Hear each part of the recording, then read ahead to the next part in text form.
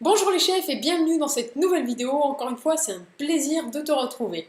Alors aujourd'hui, c'est dimanche, un petit plat qui cuit assez longtemps au four que si tu as des enfants qui aiment la viande, ils vont vraiment se régaler. Ça va être encore mieux qu'au restaurant. Allez, en plus, ça va changer un peu puisqu'on va partir faire de la cuisine créole.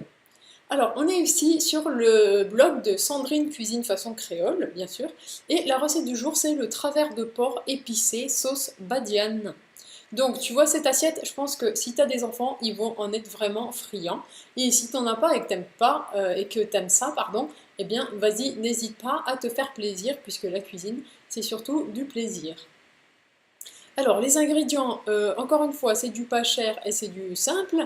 Il va te falloir des travers de porc, graines à roussir, tu verras, c'est expliqué, mais au limite, tu n'es pas obligé d'en mettre. Le fenouil en poudre, si tu n'en as pas, c'est pareil, tu n'es pas obligé d'en mettre. Bon, je te dis pas qu'il y aura le même goût que la recette créole, mais bon, t'arrêtes pas à ces deux épices manquantes si tu les as pas, c'est pas la peine de te passer de cette recette.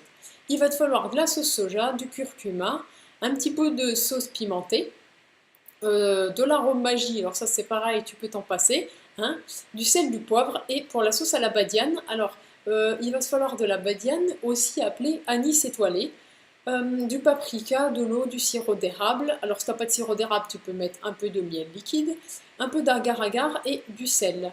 Alors ici on voit le safran, donc là on voit les graines à roussir, donc c'est cumin, fenugrec, moutarde jaune.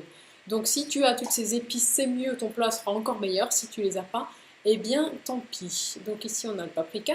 Donc les étapes, on va déjà préparer une première sauce dans un bol avec tous les ingrédients qui sont indiqués ici pour les déposer sur la viande, pour les imprégner, voilà, avant cuisson.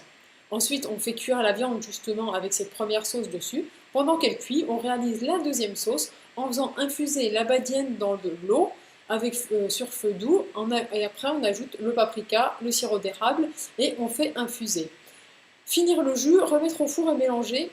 Pour épaissir la sauce, il faut ajouter 3 pincées d'agar-agar. Alors je ne sais pas si tu as utilisé de l'agar-agar, moi j'aime pas du tout utiliser cet épaississant. Alors si tu as envie d'essayer, vas-y, essaie. Sinon, ce que tu peux faire pour épaissir la sauce, c'est tout simplement faire un roux. Donc un mélange de beurre et de farine ou d'huile et de farine. Tu verras, ça va te faire comme la base de la béchamel avant d'ajouter le lait. Sauf que là, au lieu d'ajouter le lait dans une béchamel, eh bien, tu vas ajouter ce mélange d'eau et de sirop d'érable. Voilà. Ensuite, voilà. Soit tu badigeonnes tes travers de porc pendant la cuisson avec cette sauce, soit comme c'est écrit dans la recette, tu la gardes pour la fin. Donc voilà, c'est terminé pour la présentation de cette recette du jour. J'espère qu'elle t'a plu. Comme d'habitude, si c'est le cas, un pouce bleu énorme et gourmand, ça me fait super plaisir. Et moi, je te dis à demain pour une nouvelle idée de repas. Bye bye!